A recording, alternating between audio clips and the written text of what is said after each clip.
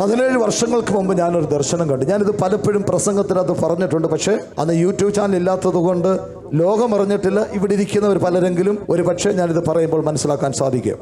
മർത്തോമ പള്ളി, കത്തോലിക്ക പള്ളി, യാക്കോബ പള്ളി, ഇങ്ങനെയുള്ള സകല സഭകൾക്കകത്തും സ്നാനം തുടക്കം കുറിക്കും.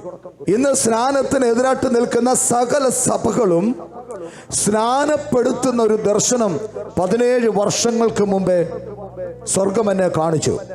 വർഷങ്ങളായി കത്തോലിക്ക സഭയുടെ ആത്മീയ പിതാവായ ലിയോ മാർപ്പാപ്പയുടെ ഹൃദയത്തിന്റെ അകത്ത് ഇന്ന് സ്വർഗം സത്യം വെളിപ്പെടുത്തുകയും അങ്ങനെ ചെയ്യണമെന്ന് അദ്ദേഹം ഒരു വലിയൊരു കൂട്ടത്തിനോട് പ്രസ്താവിച്ചു. എങ്കിൽ ഇന്ന് പകൽക്കാലം ഞാനൊരു ഉറപ്പ് പറയാം, ഞാൻ കണ്ട ദർശനം അത് സംഭവിക്കാൻ പോകുന്നു എന്നുള്ളതിന്റെ തെളിവാണ്.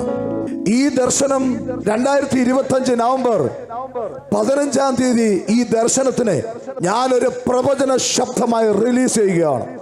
ഇവിടെ ഇരിക്കുന്ന പലരും മരിച്ചു പോകുന്നതിന് മുമ്പേ ഈ പറയുന്ന പാരമ്പര്യ സഭകൾക്കകത്ത് സ്നാനം നടത്തുന്നതും നിങ്ങൾ കാണുവാൻ സ്വർഗമിടയാക്കും.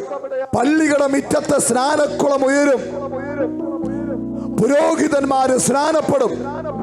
പുരോഹിതന്മാർ വിശ്വാസികളെ സ്നാനപ്പെടുത്തുന്ന കാലങ്ങൾ തെളിഞ്ഞു വരുന്നുവെന്ന് ദൈവത്തിന്റെ പരിശുദ്ധാത്മാവ് ശക്തമായി കഴിഞ്ഞ ദിവസം രാത്രി എന്റെ അടുത്ത് സംസാരിച്ചു.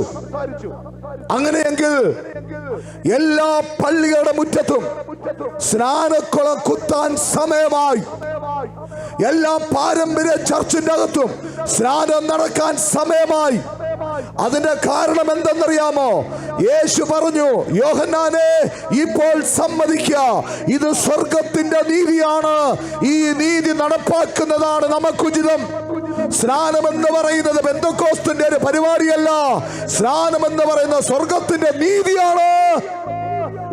യേശു പറയുന്നത് നടത്തുന്നതാണ് നമുക്കുചിതം. അങ്ങനെ യേശു പറഞ്ഞെങ്കിൽ യേശുവിനെ ആരാധിക്കുന്ന സകല സഭകളുടെ ഏറ്റവും ഉയരത്തിലിരിക്കുന്ന അധ്യക്ഷന്മാരുടെ ഹൃദയത്തിൻ്റെ അകത്ത് പരിശുദ്ധാത്മാവ് ഈ വരുന്ന കാലങ്ങളിൽ ഇടപെടും.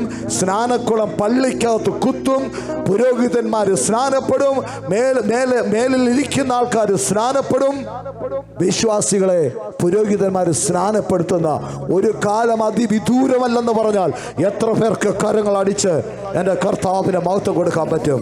ഹല്ലേലൂയ.